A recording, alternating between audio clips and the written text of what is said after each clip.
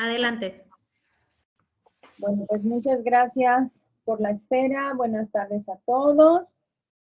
Vamos a empezar. Ya estamos llegando a las últimas sesiones de nuestro seminario. Les agradecemos a todos la participación, a todos la paciencia.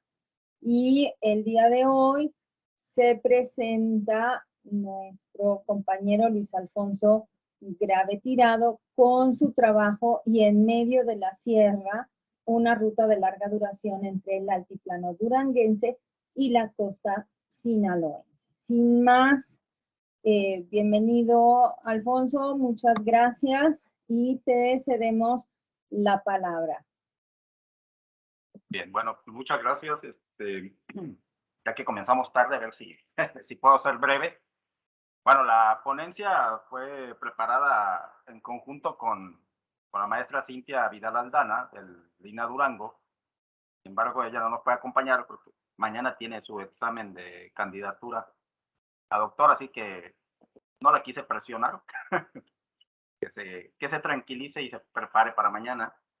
Y bueno, es y en medio la sierra, es decir, a pesar de que está la Sierra Madre Occidental, la sierra entonces funcionó como barrera o punto de unión entre el altiplano de Durango y la costa sinaloense, ¿no? De entrada uno pensaría, bueno, estamos hablando de una barrera geográfica, ¿no? No obstante, como espero mostrar en los siguientes minutos, a través de la sierra hubo una intensa comunicación entre estas dos regiones, ¿no? A pesar de, como comento, que, bueno, hay zonas que son prácticamente infranqueables, la zona de las quebradas, esta zona entre Cozalá y Mazatlán, los barrancos alcanzan una diferencia de hasta casi 1000 metros, bueno, algo similar a lo que ocurre entre Sonora y Chihuahua en algunos puntos. En este caso, bueno, como podemos ver aquí, esta es la zona del río Piazla, estaría más o menos a esta altura de por aquí. Aunque ya llegando hacia Durango, la parte ya está un poco más franqueable. Bueno, contextualizando, digamos, para ver en qué materiales nos basamos para establecer las relaciones, voy a hablar un poco de los materiales de la costa sinaloense. El sur de Sinaloa se habita de forma permanente, digamos, a partir de los inicios de nuestra era. Los materiales diagnósticos de esta etapa son los que se relacionan con la tradición chinesca, el altiplano Nayarit, es decir, de la zona de Ixtlán del Río, San Pedro Lagunillas, parte, digamos, de la tradición tumbas de tiro. En el caso de estos son materiales tipo chinesco, digamos, se le llama así porque las figurillas que se identificaron por primera vez tienen los ojos rasgados, ¿no? En realidad es el estilo Lagunillas, este tipo de figurillas, y además asociado a ellos se encuentran este tipo de materiales que corresponden, digamos, a una etapa muy larga, del 300 antes de Cristo al 250 después de Cristo se han fechado. Para el caso del sur de Sinaloa, nosotros los hemos establecido que inician, digamos, a partir del año 50 después de Cristo, por más o menos.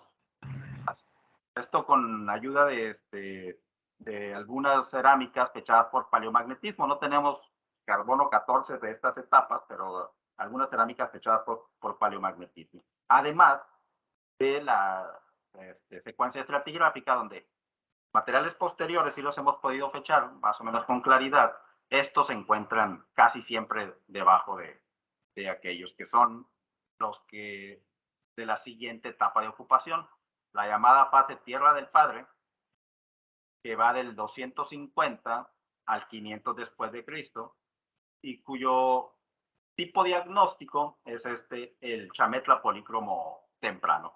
La importancia de presentar estos tipos es que veremos que existe la posibilidad que incluso materiales tan tempranos ya están presentes en la zona del altiplano de Durango.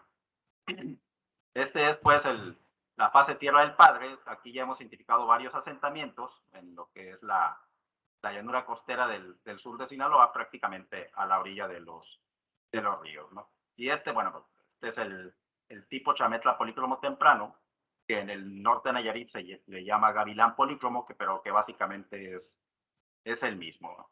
Bueno, ahorita no es el tema, pero bueno, el sur de Sinaloa, norte de Nayarit, es una región culturalmente homogénea desde la época prehispánica hasta nuestros días.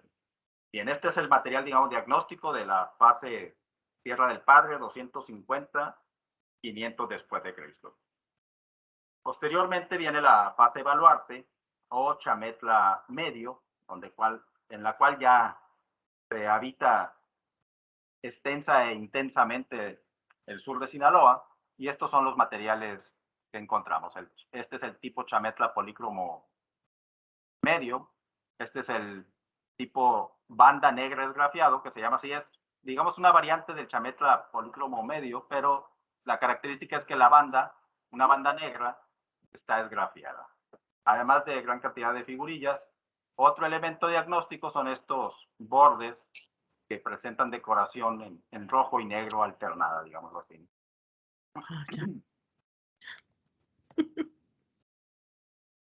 Posteriormente viene el llamado Horizonte Aztatlán.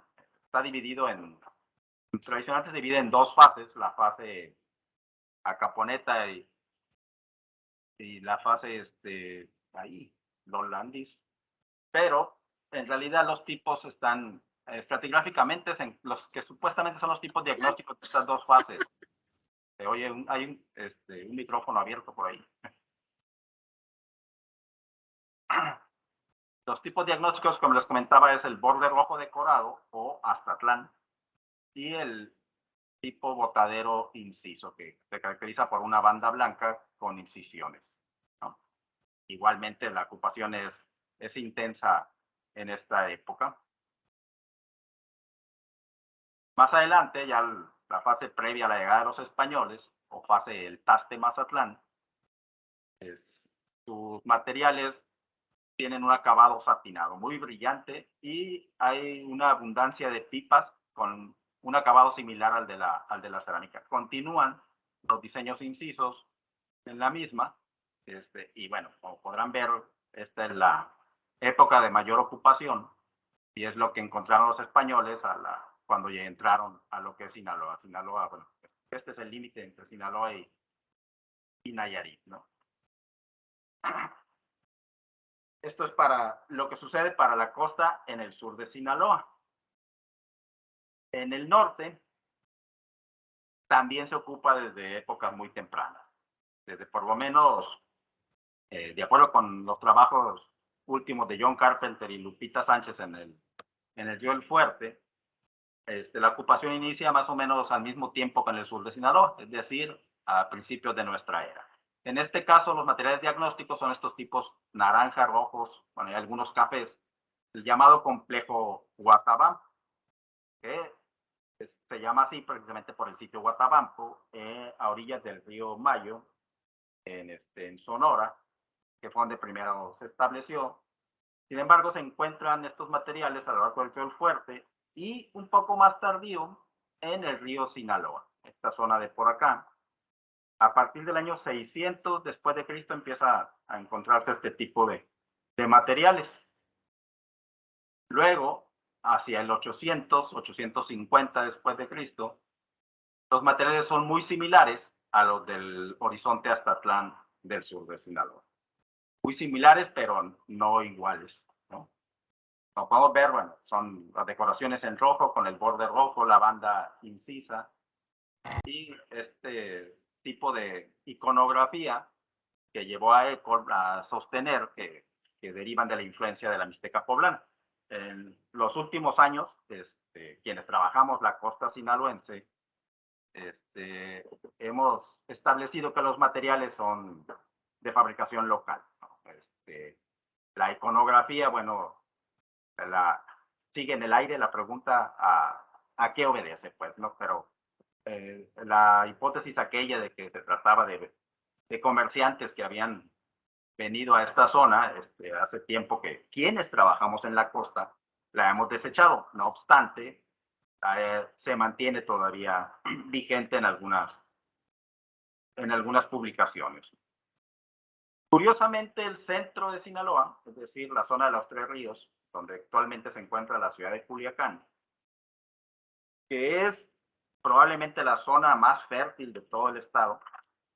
No estoy hablando en la actualidad a través del riego, sino la que tiene las condiciones, digamos, geográficas más aptas para la práctica agrícola de temporal. Aquí se juntan los tres ríos, el Umaya, el Tamazula, que dan origen al río Culiacán.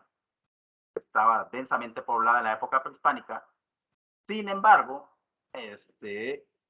la ocupación es un poco más tardía, tanto que en el extremo norte como en el extremo sur. Hasta hace unos pocos años se suponía que la ocupación inició hacia el 850 después de Cristo. Sin embargo, durante el proyecto gasoducto tuvimos la oportunidad de excavar un sitio en esta zona, Llevavito, donde pudimos profundizar alrededor de 4 metros en su excavación, y en la parte de hasta abajo encontramos materiales del complejo Guatabá. Los pudimos fechar por paleomagnetismo y nos dio como resultado alrededor del 600 después de Cristo. Es decir, se ocupa más o menos al mismo tiempo que el río Sinaloa. Esto viene a colación porque veremos cómo las relaciones entre el altiplano y la costa, bueno, dependen de estas cronologías en parte, ¿no? Ahora bien, estos son algunos de los elementos típicos del complejo Aztatlán, los vasos trípodes. Una investigación en curso, bueno, una tesis de doctorado de Manuel Gómez Ambriz, a través de la arqueosemiótica, está entre sus conclusiones, está notando que hay una diferencia en la silueta de los materiales del norte, centro-norte de Sinaloa. Estos son este es de Culiacán, estos dos de acá también, el resto son de Guasave. Tienen una silueta muy similar, ¿no? Parecen cantaritos, digámoslo así. Contrario a los del sur de Sinaloa, norte de Nayarit, que de entrada pareciera que son idénticos. Sin embargo, como pueden ver, las paredes son más rectas, ¿no? Todos estos son del sur de Sinaloa. Bueno, del sur de aquí de Mazatlán, también. Estos dos son de Amapa. Hay otro, bueno, que sale un tanto del patrón, sería aunque lo integra él dentro de del mismo patrón. Es decir, a través incluso de los materiales que uno podría decir que tendrían una mayor homogeneidad, se notan las diferencias, lo cual en el resto de los materiales es aún más evidente. Bien, en el caso de Durango, o el altiplano duranguense en particular, de acuerdo con las últimas investigaciones, bueno, la cronología ha sido un problema, al igual que para la costa sinaloense, para dejarla más o menos establecida. No obstante, ya con los últimos trabajos de José Luis Punzo, en la primera década de este siglo, con base en la ayuda de Carbono 14, más o menos dejó establecida las fases. La divide en 5 fases, 4 que corresponderían a la ocupación Chalchihuites y la última etapa ya a la ocupación tepehuana, se llama él, ¿no? La fase Ayala, que iniciaría hacia el 550 después de Cristo, es decir, bastante más tarde que en la costa sinaloense. Luego 2 fases más o menos cortas de 100 años de antigüedad, y la fase Calera, cuando se desocupan los sitios chalchihuites. Esta es la Ferrería, uno de los sitios representativos de esta tradición cultural. No vamos a ahondar en la diferencia entre la rama guadiana, que sería lo que es Durango, y la rama Sushil, que sería la parte de Zacatecas, de Altavista hacia el sur. En este caso nos vamos a enfocar a lo que hay en Durango. Y como podrán ver, los materiales son totalmente diferentes a los de la costa sinaloense, ¿no? Estos son los típicos materiales chalchihuites, ¿no? Estas figuras cornudas, las asas de canasta, la decoración pseudo-cloisonné, es característico de la ocupación Chalchihuites. Luego estos platos, perdón, con los divididos en cuadrantes también son muy característicos. Así que fue relativamente sencillo, digamos, identificar los materiales foráneos, ¿no? En Chalchihuites. Y efectivamente, Charles Kelly y Howard Winter los identificaron desde la década de los 60 del siglo pasado. Ellos encontraron una gran cantidad de materiales que de inmediato identificaron provenientes de la costa del Pacífico, ¿no? Estos son todos de la ferrería, estos son de algunos de la ferrería y de algunos otros asentamientos chalchihuites, ¿no? Bueno, el cobre no necesariamente es de la costa, pero solo foráneo. Charles Kelly asume que llegaron a través de la relación con la costa, ¿no? Luego, José Luis Punzo, con base en prácticamente en los mismos materiales de Charles Kelly, estableció las posibles rutas de intercambio entre el altiplano y la costa. Para la fase, ¿cómo quedamos que se llama? Se olvidaron los nombres. Se las digo. Para la fase Ayala, perdón, la relación, digamos, sería directa entre la ferrería y el sur de Sinaloa, ¿no? Aquí Chametla, como el sitio representativo del sur de Sinaloa, sería una relación, digamos, que de forma directa, ¿no? Posteriormente, esto con base a la identificación de los tipos que hizo Charles Kelly, que dice que para la fase Ayala, los tipos que encuentra son el Chametla polícromo medio, que sería además del banda negra esgrafiado, el otro tipo diagnóstico de este mismo complejo, así como pequeños malacates incisos y figurillas del tipo blanco fileteado. Las figurillas que vimos como representativas también de esta época, ¿no? Así pues, la relación sería entre el 600 y 800 después de Cristo, solo con la parte sur de Sinaloa, norte de Nayarit. Esto de acuerdo con Charles Kelly y José Luis Punzo. Posteriormente, para la época que va del 800 al 1100 después de Cristo, que es cuando ya se habitan o se ocupan la zona de Guasave y Culiacán, la relación, si bien es más intensa igualmente con el sur de Sinaloa, también ya al parecer se comienza a establecer hacia la zona de los ríos Culiacán y Sinaloa, ¿no? Esto con base en algunos materiales que identifican como parte de los complejos Guasave. Entre otros, identifican ellos los tipos Aguaruto polícromo y Sinaloa polícromo. Luego, en la siguiente fase, la fase Río Tunal, la última de ocupación Chalchihuite, disminuye, al parecer, la relación con el sur de Sinaloa, sin embargo, se hace más intensa hacia el centro y el norte de Sinaloa. Sin embargo, Cynthia volvió a analizar los materiales recuperados por Charles Kelly y por Arturo Guevara y por José Luis Punzo, los materiales costeños, digamos, recuperados en la ferrería. Y determinó, con base en este nuevo análisis, que todos provienen del sur de Sinaloa, norte de Nayarit. Y además, hay estos dos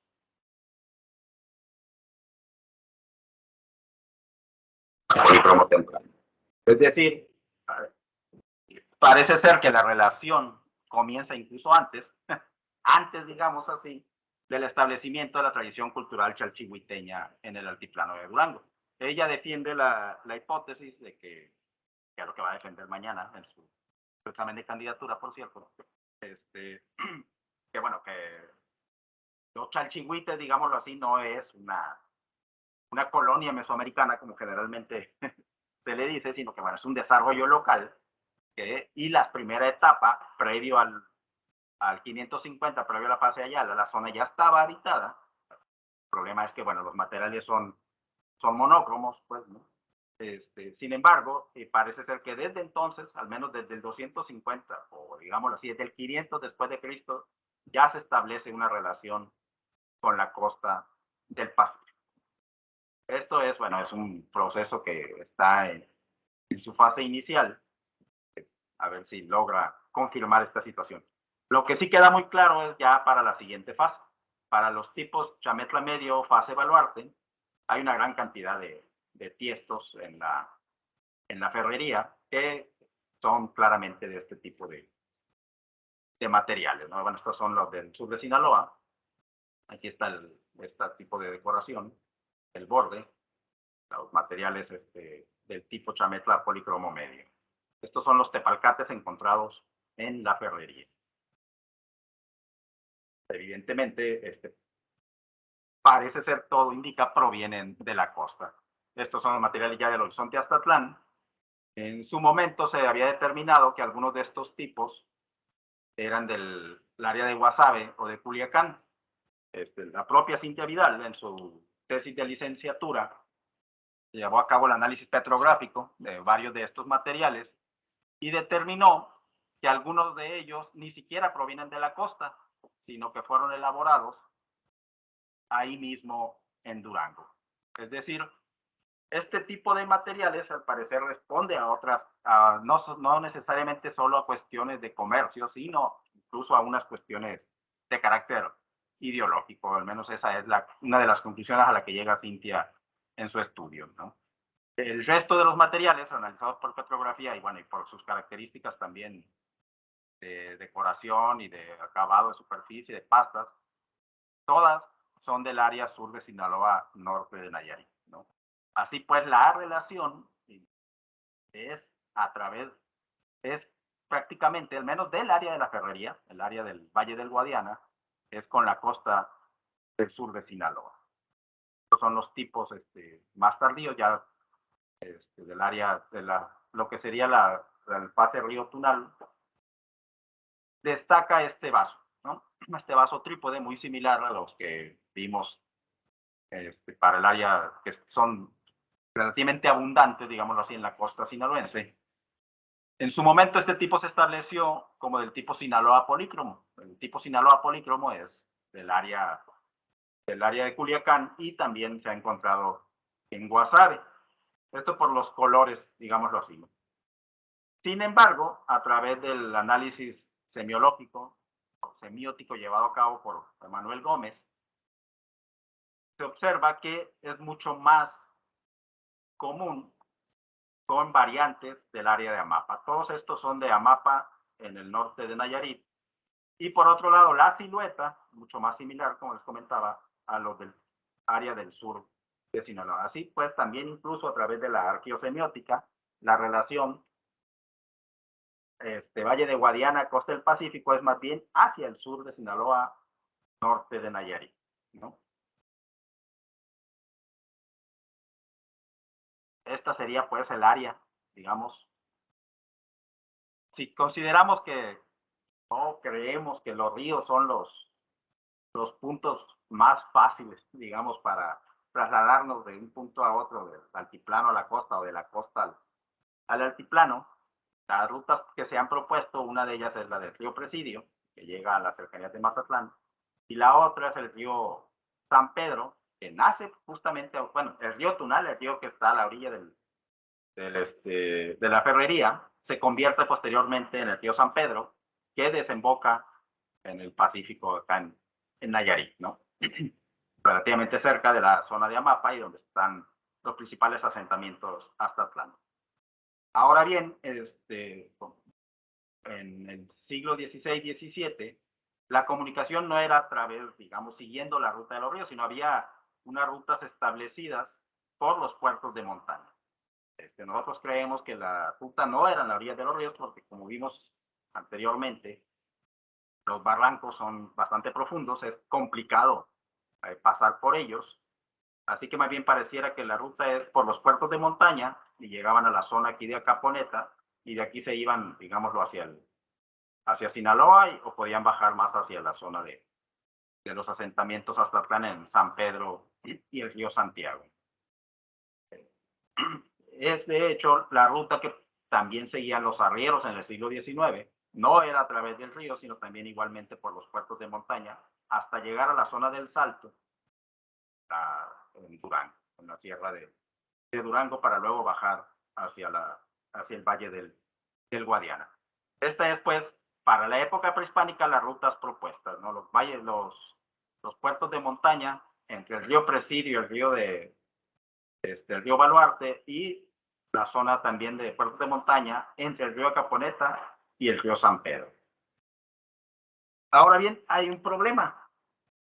Tenemos muchos materiales de la costa de Sinaloa en Durango y prácticamente no tenemos, bueno, de hecho no hay, no se han identificado con precisión, con claridad, materiales del altiplano de Durango en la costa sinaloense o en la costa de Nayarit. ¿Cuál podrá ser la razón de esto?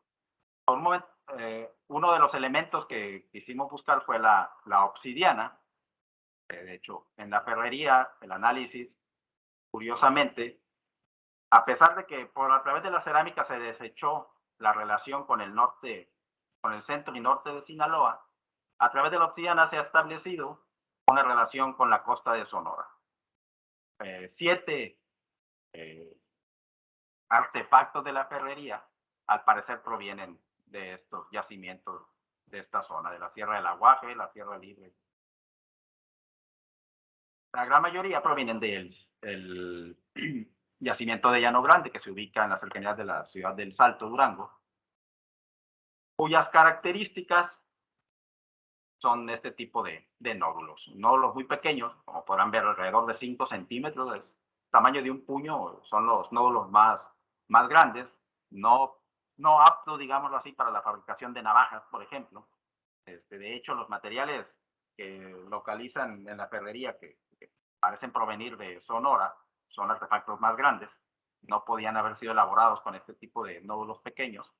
Pero en el sur de Sinaloa sí hemos recuperado obsidiana que parece provenir del yacimiento de Llano Grande, ¿no? El cual yo lo registré durante el salvamento de la carretera Durango-Mazatlán. Hicimos el análisis por pitch, bueno, los hizo Rodrigo Esparza, aunque los resultados no fueron concluyentes, digámoslo así. Estamos a la espera de un nuevo análisis con Denis Argote. Esperemos que ya lograron identificar con claridad las características de la obsidiana de Llano Grande, y ya veremos si realmente también en el sur de Sinaloa se utilizó este material, ¿no? Una de las hipótesis es que, así como Wirikuta, digamos, en la actualidad es un lugar de peregrinaje para los huicholes, bueno, y lo fue para los joras también en su momento, que la ferrería pudo haber tenido este papel también. Sin embargo, en la cosmovisión de los indígenas de la Sierra del Nayar, toda la costa del sur de Sinaloa, la costa del sur de Sinaloa se identifica con el lugar de los muertos. Así pues, los dos puntos pudieron servir como puntos de peregrinaje de la costa, ir a la ferrería, y la zona del altiplano bajar hacia la costa, pues, ¿no? En algún momento esperemos encontrar materiales duranguenses en la costa. De hecho, en la cuenca del río Piastla, recuperamos algunos tiestos que sus características son muy similares, sin ser idénticas, a materiales de Cañón del Molino y de hervideros. Esto sería esta zona, digamos, es la zona del río Piastla. Aquí encontramos una serie de tiestos que se me pasó poner las imágenes de los tiestos ahora que me estoy dando cuenta. Pero son similares a los de Cañón de Molino, y de hervideros. Y por otro lado, el viernes recién estuve en el Museo Regional de Escuinapa, y hay una vasija que parece ser del tipo tinapa rojo sobre blanco, uno de los tipos diagnósticos de la fase calera, una de las últimas fases de ocupación chalchihuiteña en el altiplano de Durango. Desafortunadamente no pude tomar la fotografía. Y bueno, a reserva de que podamos identificarlo como parte del tipo tinapa. El problema también es que esta vasija pertenecía al antiguo cronista de la ciudad de Escuinapa, que era amigo, bueno, en sentido estricto, adorador de Charles Kelly, y lo fue a visitar varias veces a Durango, cuando Kelly estaba explorando la ferrería precisamente en la década de los años 60. Así pues, pero los coleccionistas, el asunto es que nunca registran de dónde encontraron sus piezas y compran piezas a todo lugar donde van. Pues así es posible que sí podemos identificar que sí se trata de un tipo, una vasija del tipo tinapa. El problema es que no necesariamente fue encontrada en la costa de Escuinapa, pues, ¿no? Como sería, como podríamos pensar, dado que pertenecía a la colección del cronista de Escuinapa. En fin, es un problema que todavía queda abierto. Lo que sí queda claro es que a través de los materiales costeños en el altiplano de Durango, durante la época prehispánica hubo una relación intensa hacia la costa del sur de Sinaloa y norte de Nayarit, ¿no? La relación entre la costa y el altiplano estaba todavía vigente a la llegada de los españoles. Según se pone de manifiesto en las relaciones de la conquista capitaneada por Nuño de Guzmán, aunque en este caso son muy claros en el sentido de la relación con la zona de El Teúl con la costa de Nayarit. Dice Cristóbal Flores, en la relación pues, de la jornada de Nuño de Guzmán, de la conquista, que Nuño de Guzmán tuvo noticia de la provincia de Temuaque y por otro nombre Centequipaque o Centispac desde que estaban en el Teúl. Dice. Por su parte, García del Pilar dice que justamente en Teúl tuvo Nuño de Guzmán información que había dos caminos para ir a una provincia a que iba encaminado que se decía Temuaque. Así pues, no hay duda que las relaciones entre la costa y el altiplano, en este caso Zacacano, estaban vigentes todavía a la llegada de los españoles, ¿no? El camino era muy complicado, dice Juan de Sámano, que fueron por muchas barrancas, ríos, malos pasos, aunque por ellas se llevaban algunas casas, aunque eran muy pobres. Anduvimos 10 y 7 días de camino, que los 14 no pudimos salir de barrancas del Río Grande, que todavía guiaba el indio del Teúl. Es decir, sin guía, difícilmente habrían podido atravesar la zona de Plan de Barrancas y la Sierra de San Juan, ¿no?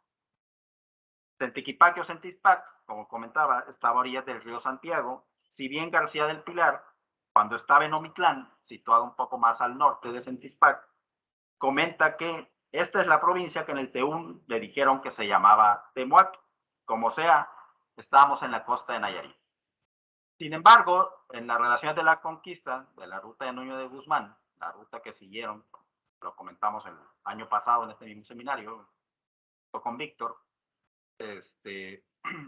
no vuelven a hablar de posibles rutas de la costa de Nayarit y Sinaloa hacia el altiplano de Durango, sino hasta que llegan a Culiacán, ¿no? En Culiacán, Nuño de Guzmán estaba interesado en buscar una ruta precisamente hacia la costa del Golfo, es decir, hacia Pánuco, de donde era gobernador. Le encomendó a Gonzalo López que buscara esta ruta.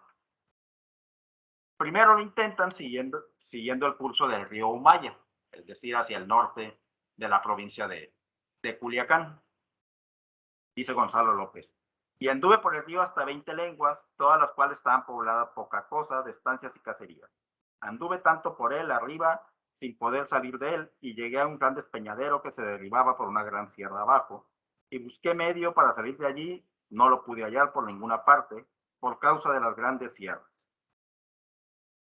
Es posible que haya alcanzado el punto donde se unen Sinaloa con Durango y Chihuahua, el famoso Triángulo Dorado. Pero de ahí retornó a Culiacán. Unos días después, lo intenta por el río Tamazula. Se adentró en la sierra al menos 12 leguas en las cuales se había encontrado algunos asentamientos dispersos al uso de los otomíes de esta sierra, como dice, de esta tierra, perdón. Sin embargo, una vez que entra en territorio de lo que ahora es el estado de Durango, ya no pudo avanzar por lo intricado de la sierra. Cada día, dice, se tenía más en las sierras de tal manera que por ninguna parte podíamos salir de ellas, aunque muchas veces lo probamos por todo el río arriba, y aunque había poblaciones, no pudimos seguir avanzando. Pero Nuño de Guzmán no se daría por vencido. Al fin, no era él quien se enfrentaba a lo desconocido. A la tercera va la vencida y vuelve a enviar a Gonzalo López por una nueva ruta previamente explorada por el alférez de Cristóbal de Oñar. La ruta seguida fue por el río San Lorenzo, es decir, al sur de Culiacán. Y en esta ocasión sí lograron atravesar la sierra. Porque acá la tierra estaba más poblada y casi en los actuales límites estatales entre Durango y Sinaloa, tiene la fortuna, para Gonzalo López, claro, no para los otros involucrados, de toparse con ciertos indias e indias, entre los cuales, dice, tomé un gandul que por señas nos entendió lo que buscábamos y dijo que él nos llevaría a tierra llana y de mucha gente. Y en efecto los llevó. Así pues, al igual que en su paso del Teúl a Tepic, sin la ayuda de un guía definitivamente no habían podido atravesar la sierra. Es decir, no es que no hubiese pasos, es que si no los conoces, definitivamente no logras atravesar la serranía. Pues, ¿no? Gonzalo López,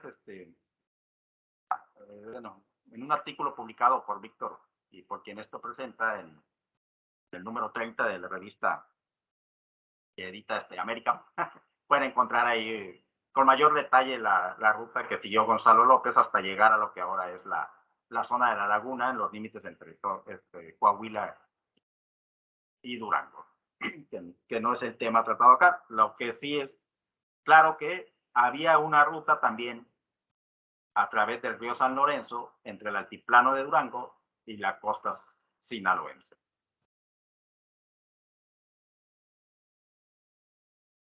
Esta ruta se mantiene hasta finales del siglo XVI. Dice Baltasar de Obregón, aunque Gonzalo López no llegó a Topia, de acuerdo con Baltasar de Obregón, esta serranía y comarca de Topia fue descubierta por los capitanes de Nuño de Guzmán desde la provincia de San Miguel de Culiacán. Quizá por ello, como vimos en la sesión pasada con Víctor, es que Francisco de Ibarra atraviesa la sierra precisamente a través de Topia. Y la relación con la costa sinaloense desde acá parecía constante. Pues hallaron, se dice Baltasar de Obregón, en este valle, habas de la tierra y de Castilla traídas de Culiacán. Y quizá la relación venía de antaño, pues el mismo Obregón señala que el poblado estaba dividido en dos parcialidades, lo cual recuerda al patrón de los pueblos de esta zona, cercana a la sierra, a la actual presa Sanalona, perdón, aquí estaban los pueblos de 6 barrios y 4 barrios. Es decir, también divididos en parcialidades, como es el caso de Topia, y que posteriormente se identifica como parte de los grupos pacatses, lingüísticamente emparentados con los acatses que habitaban esta zona de por acá.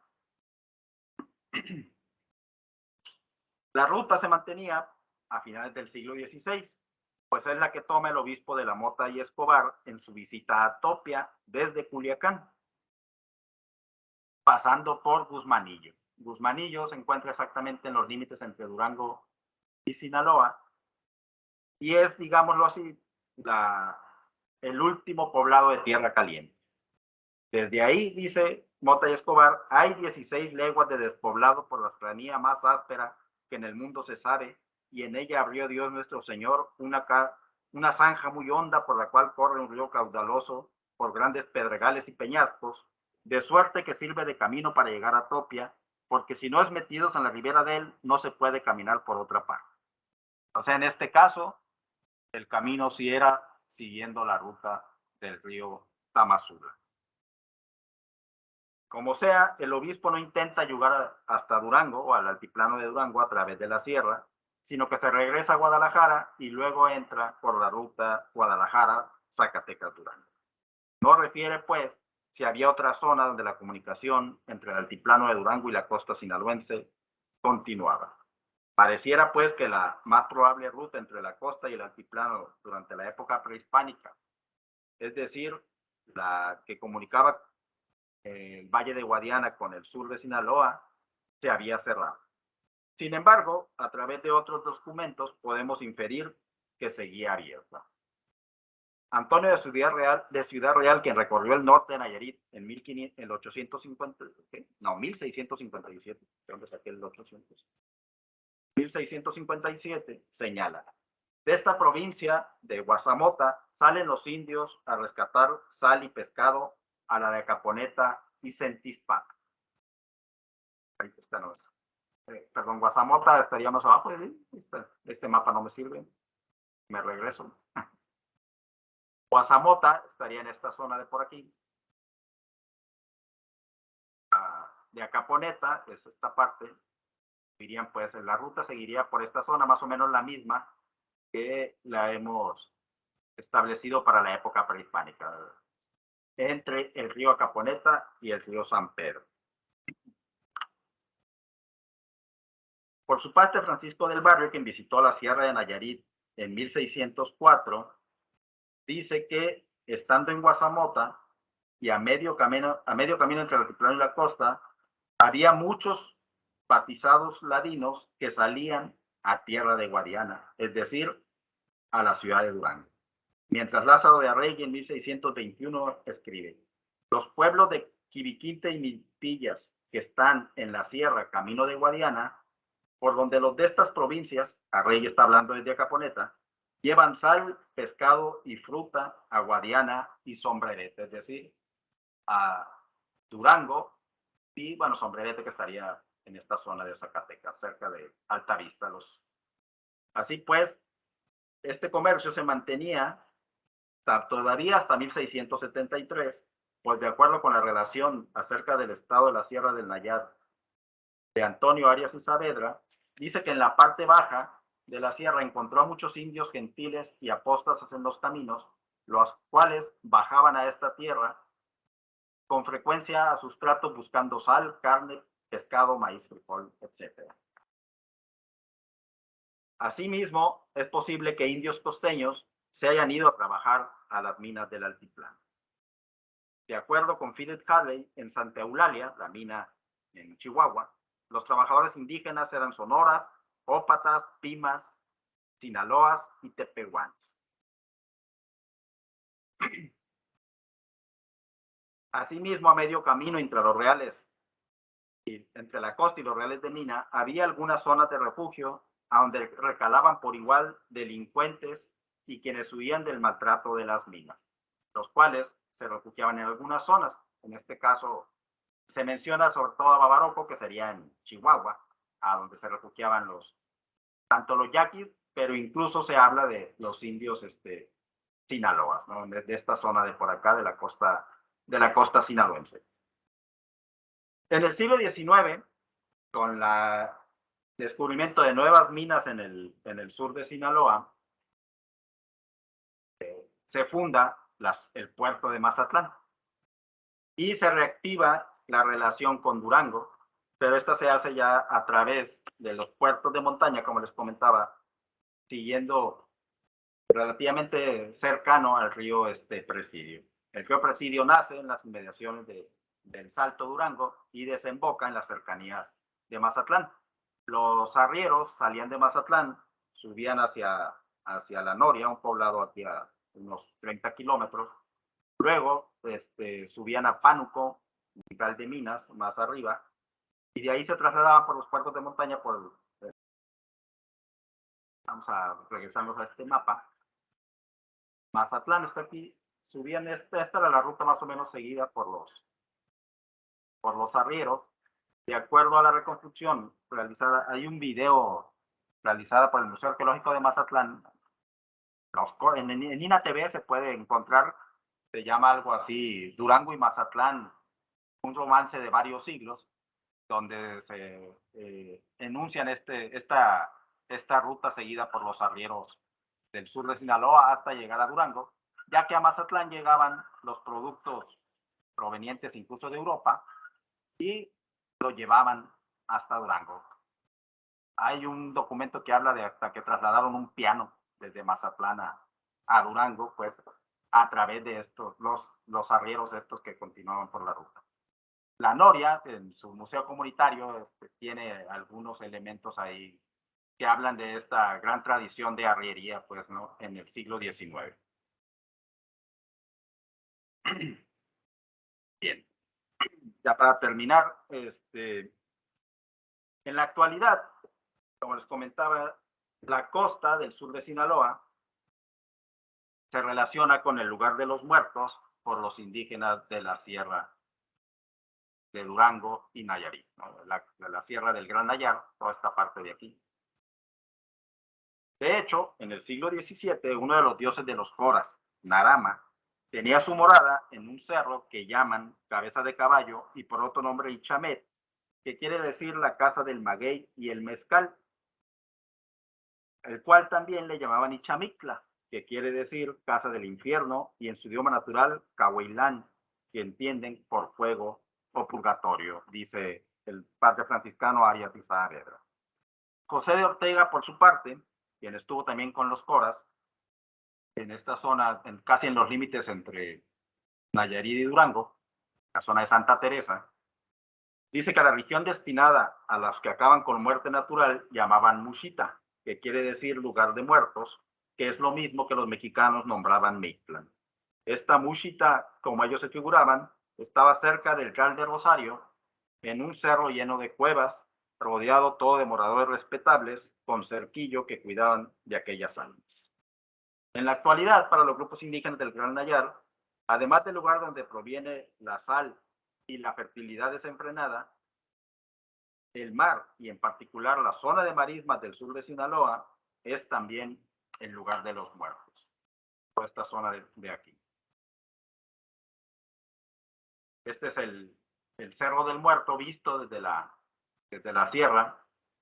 La fotografía es de Alfonso Reyes, tomada cuando siguió el peregrinaje de los tepehuanos que vienen desde las cercanías de Durango hasta que bajan a la costa sinaloense, ¿no? Uno de los cerros que visitan es precisamente el Cerro del Muerto. Sin embargo, es la zona de marismas que se ve al fondo la que se considera el lugar de los muertos. Entre los tepehuanos del sur, dice Antonio Reyes, se tiene la creencia de que las personas tienen dos almas, una que está en el interior y otra en el exterior del cuerpo. Al morir, una de ellas va al poniente a un lugar llamado Ichamet. Chamet, también llamado Chamet, Chamec o Chameta, se identifica con el oeste y en particular con el sur de Sinaloa. En la versión del mito La Ruta de los Muertos, recopilado por Efraín Rangel, se dice: de ahí, de la cima conocida como Campanas de los Muertos, se ve bien la laguna, pues el mar pues allá abajo. Entonces cuando uno se muere aquí, allá suena nomás, allá llegando suena. Pues ya de ahí sonando y ya llega pronto, que ya llegó a Chameta. Es donde llegan los difuntos, todos los que se van desde aquí. Ahí está un cerro en donde está la carretera de Mazatlán. Precisamente la carretera pasa al otro lado del Cerro del Muerto. Pero bueno, que será bueno. Esa historia antes que iban aquí a vender vino, mezcal, allá a esa Chameta, dicen que antes de allí, de Acaponeta, en las noches, se oía que había fiesta, baile, que borracho se oía de ahí toda la cosa, músicos se oían. Para los mexicaneros, el lugar de los muertos es llamado Chamet y está también al oeste. Es asimismo un lugar de borrachera y fiesta permanente. Según Neira Alvarado, los mexicaneros dicen que los difuntos se van al mundo de los muertos, la Chamet, y allí se encuentran bailando, tomando cerveza o mezcal, como en las fiestas. ¿Qué les puedo decir? Yo soy de Escuinapa, el sur de Sinaloa, el lugar de los muertos, para los tepehuanos y mexicaneros, y efectivamente es un lugar de borrachera y fiesta permanente, ¿no? En un artículo que está en proceso de aceptación, espero, se propone que la zona de marismas de Escuinapa y Chametla son el lugar de los muertos desde la época prehispánica, y Narama, el dios de la sal, el chile y el maguey, era también el señor de los muertos. Esta es una imagen de una vasija también en el Museo Regional de Escuinapa, a la cual sí le puede tomar la foto, donde hay un personaje que parece sostener una vasija de pulque. No, sería el dios del maguey, y tiene la característica, ¿cómo se llama? Bigotera de los dioses del pulque.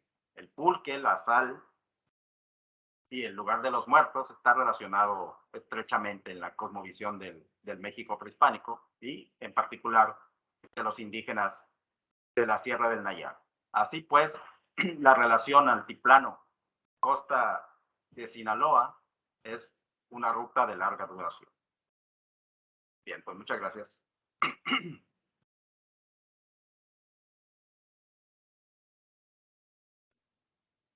Muchas gracias, Alfonso. Pues pasamos a los comentarios. ¿Podrías dejar de compartir, por favor? Déjame, logro salirme de aquí. Ahora no sé cómo salir de cómo dejar de compartir. Les pedimos enciendan sus cámaras y pueden levantar la mano o poner el comentario, gracias Alfonso, en el chat. Hay comentarios. Sigues compartiéndonos. Ahora estamos viendo tu pantalla, ¿no? Ya. ¿Ya? Muy bien, sí. Ya. Víctor Ortega, por favor, si podemos encender las cámaras, es mejor para que podamos tener fotos de todos. Me está tomando las fotos el día de hoy. Pues por favor, Víctor, tu micrófono. Gracias. Bueno, no, pues felicitar a Alfonso por la ponencia. La verdad es que es un trabajo de muchos años, ¿no? De tantos años que tiene Alfonso trabajando el sur de Sinaloa, lo conoce mejor que nadie. Y nada más un par de comentarios y una pregunta, recordando también las fuentes del siglo XVI de Nuño de Guzmán, precisamente cuando se destruye la provincia de Chametla por el huracán que llega en septiembre, en 1530. Aztatlán, sí. La provincia de Aztatlán se destruye, entonces creo que Gonzalo López o Juan de Sámano, uno de ellos, menciona que pues todos los habitantes que sobrevivieron de Aztatlán se fueron río arriba hacia la sierra, precisamente con familiares que tenían en aquel lado, o sea, despoblaron, digamos, la provincia que estaba inhabitable y emprendieron el viaje a sierra arriba, pues, ¿no? Como hacia el rumbo de Durango, ¿no? Entonces, no indica claramente hasta dónde, pero pues al parecer la comunicación era muy constante, pues, entre la provincia de Aztatlán en el norte de Nayarit y, bueno, las otras provincias que no sabemos cuáles eran, pero que ya estaban metidas en la sierra, ¿no? Hacia el lado de Durango. Y también más adelante, cuando llegan al río Elota, cuando hablan de la sal, en el río Elota, todos los panes de sal que hacían para comerciar precisamente, y una de las rutas de comercio era hacia la sierra también, ¿no? Era como una ruta de adentrarse también hacia el altiplano duranguense, ¿no? Entonces, digamos, como que todavía en el siglo XVI, pues hay menciones de que esa comunicación, pues de alguna forma era fluida, pues, ¿no? Entre los habitantes del sur de Sinaloa y cuando menos las provincias de la sierra. Quién sabe hasta dónde en el altiplano duranguense, pero en la sierra cuando menos sí era transitable, pues, de alguna forma, ¿no? Y mi pregunta, bueno, son dos preguntas. Uno, tendría que ver, tú hiciste el comentario hace rato de que no había prácticamente materiales de Durango en Sinaloa, ¿no? En la costa sinaloense, como para establecer esa comunicación. Sin embargo, yo entiendo, pues te refieres a materiales como cerámicas o líticas, ¿no?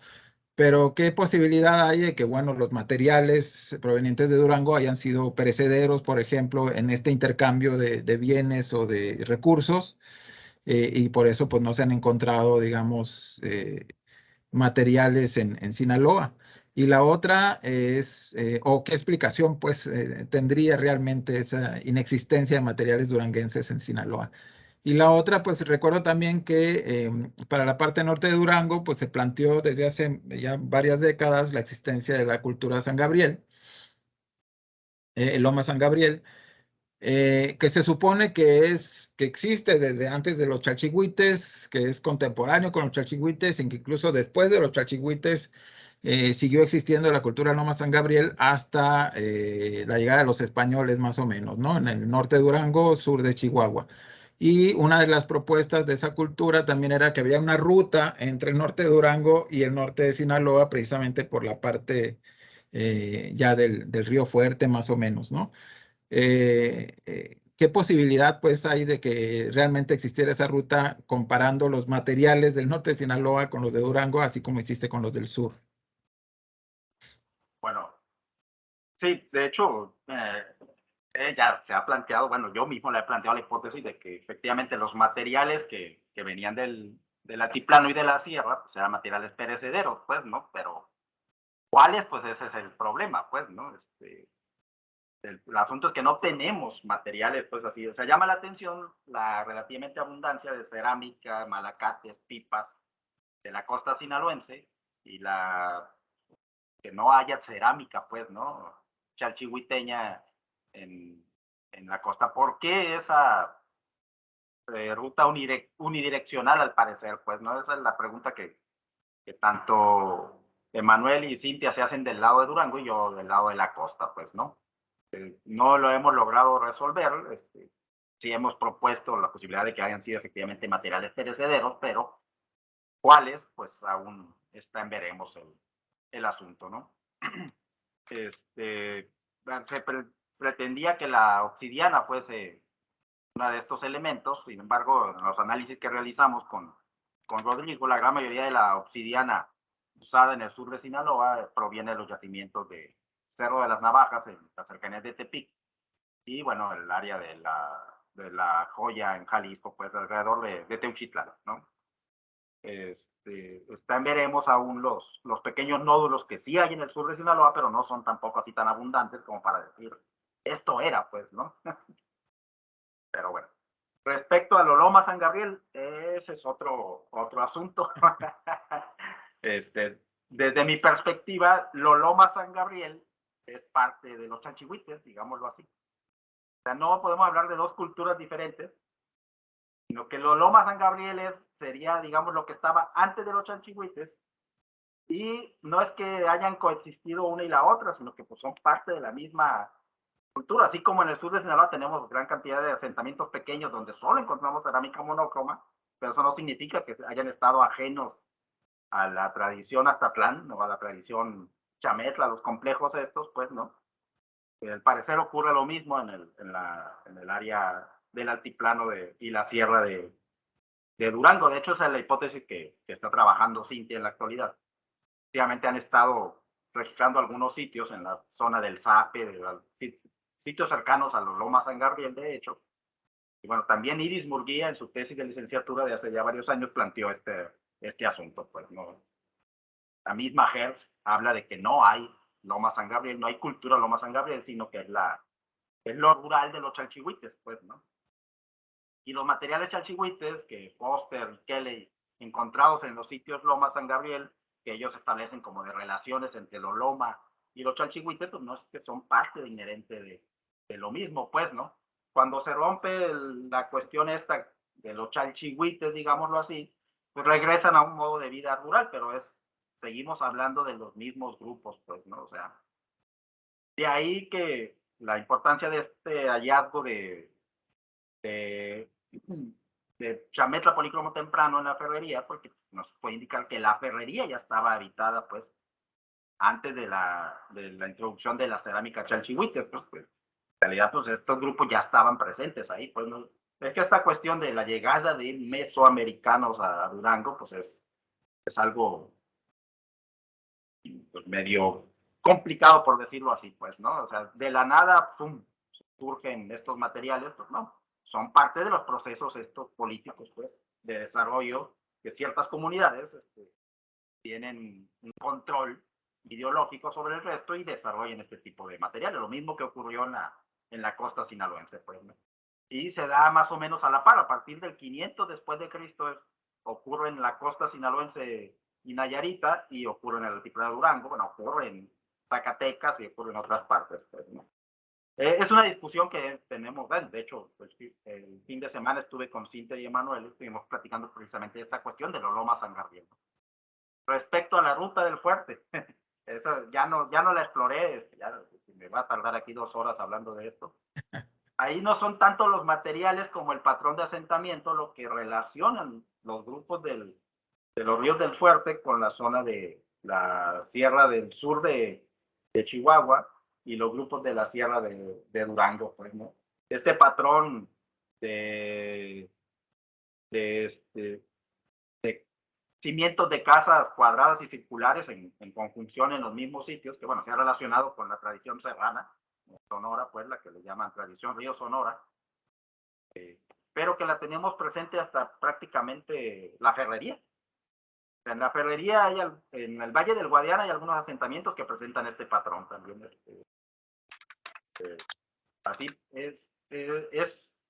estamos hablando de otra tradición serrana, pues, que estuvo junto con los chalchihuites, pues, porque ese es el asunto también, pues, ¿no? O sea, a pesar de la aparente presencia de grupos en la sierra, se da esta relación entre el altiplano y la costa.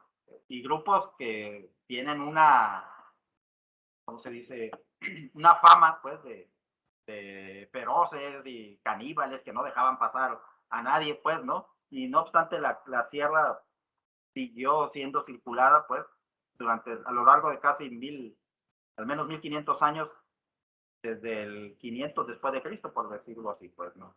Es a través del patrón de asentamiento que hemos tratado de establecer esa relación en el norte de Sinaloa, pero en los materiales, pues son monócromos prácticamente todos, pues, o sea, es complicadísimo decir, hay relación, pues, ¿no? Son idénticos todos, pero pues, igual que son idénticos a los materiales monócromos de los sitios Loma, aparentemente, que se han registrado en la cercanía del Valle de Guadiana, pues, ¿no? Pero como te digo, tanto Miriam Hertz como Iris Murguía, como ahora Cintia, defienden que en realidad son parte de los chalchihuites, pues, no se puede hablar de una tradición cultural distinta, o al menos ellos es lo que están proponiendo, pues. No, pues es razonable también. Gracias, Alfonso. Gracias, Alfonso. Rosalba tiene levantada su mano. Sí, ¿ya puedo hablar? Sí, si pones tu cámara, por favor. Tenía un comentario. Vi las fotos de la cerámica que presentas y en efecto recuerdan algunas formas de la zona me recordaron más de Tlaxcala que las de Cholula porque las he trabajado más, pero la iconografía no la veo muy parecida a estas zonas que te digo que yo he trabajado. Si me hace una iconografía, pues ahí sí ya probablemente del área que trabajaste. Lo que sí son las formas, habría que ver la pasta, pero la iconografía sí no me recuerda a la cerámica de Tlaxcala. Y te tenía otra pregunta, mencionaste pero hay varios teúdes, en Zacatecas simplemente hay 2, o sea que tenías a Teúl de Jiménez, que está muy cerca de Chalchihuites, o a Teúl de González Ortega, que está hacia la zona de Guadalajara, aunque sigue siendo Zacatecas. Sí, bueno, respecto a la cerámica, sí, en su momento se planteó la hipótesis, pues, que era parte por la influencia de lo mixteca poblano.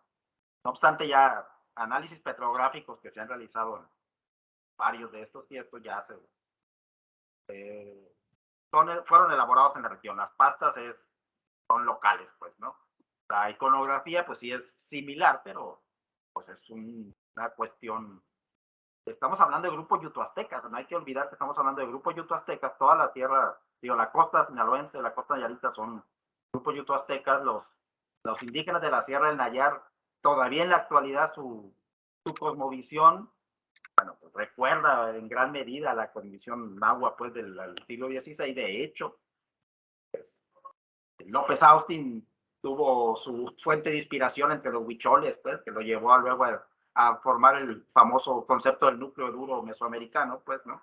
Porque se dio cuenta que entre los huicholes estaba prácticamente la cuestión náhuatl, pues, ¿no? Pero bueno, estamos hablando de los yuto-aztecas, pero la cerámica es elaborada aquí localmente.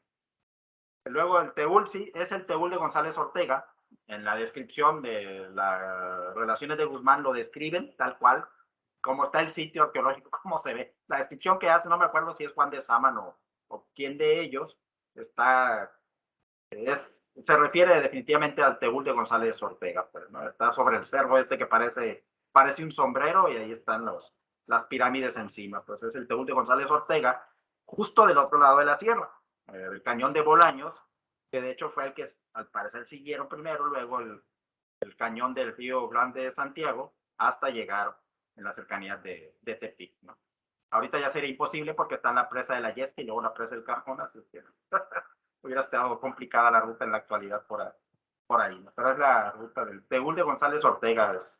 Ajá. Si me permites otro comentario, pues es la zona que ha estado trabajando durante años Peter Jiménez y que incluso la zona ya está abierta al público.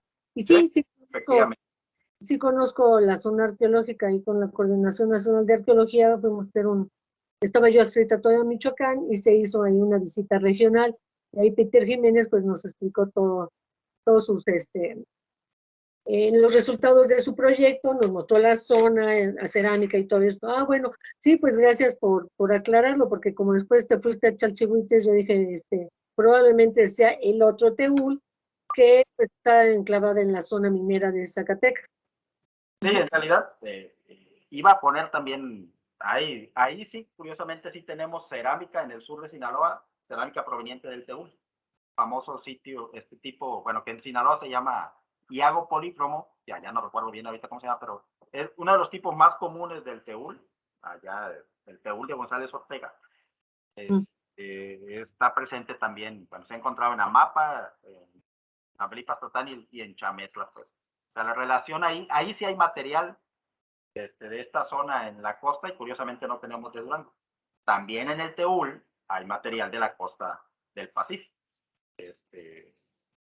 Bastante, de hecho. O sea, la relación también fue importante con el altiplano zacatecano, bueno, al menos con el teúl. En la Quemada no hay ningún reporte de cerámica bueno, materiales de la costa, como tampoco en Altavista, curiosamente, que está tan cerca del Valle del Guadiana. En Altavista, ni Kelly ni ahora el Charro y ahí, Baudelina, mencionan la presencia de materiales costeños, curiosamente, porque la concha es de agua dulce, según los análisis que han hecho. Aunque en el Cerro del Huistle, Enriqueta Holguín sí encuentra concha del Pacífico. Ya, también está sobre la sierra, pero ya en la parte oriental de la sierra, digámoslo así, pues hacia Zacatecas. Te agradezco mucho tus comentarios y felicitaciones porque pues es un trabajo muy meticuloso de muchos años. Te felicito y te agradezco mucho. Gracias. Muchas gracias, Rosalba. ¿Tenemos por ahí alguna otra pregunta, algún comentario? Parece que no. Bueno, pues nos queda solamente agradecer este impresionante trabajo que nos presentó Alfonso. Realmente, yo creo que están en shock, entonces por eso no quedan. Solo mío, también es de Cintia. Pues sí, es un trabajo sumamente extenso, ¿verdad? Pues muchísimas gracias, Alfonso. Muchísimas gracias a todos. Gracias por la paciencia para comenzar, como siempre. Y pues ya nos están quedando poquitas sesiones, un par de sesiones más. Alfonso, te haré llegar tu constancia el día de mañana sin falta. Hoy estoy un poquito lejos de mi computadora. Y bueno, pues muchísimas gracias a todos. Gracias, Dulce. Gracias, Adria, por la paciencia que nos tienen cada sesión. Y pues los esperamos el próximo. Gracias. ¿Cuál crees que es el problema? La vista. Cuídense mucho. Nos vemos después.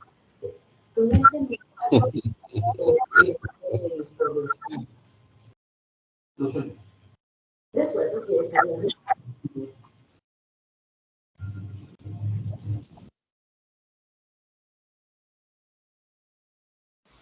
Adiós. Seguimos en contacto, América. Un abrazo.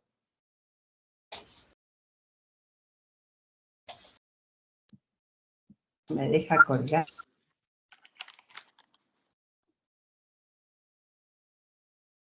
Muy bien, muchísimas gracias, Dulce, Adria, como siempre. Martita, hasta luego. Adiós, bonita tarde.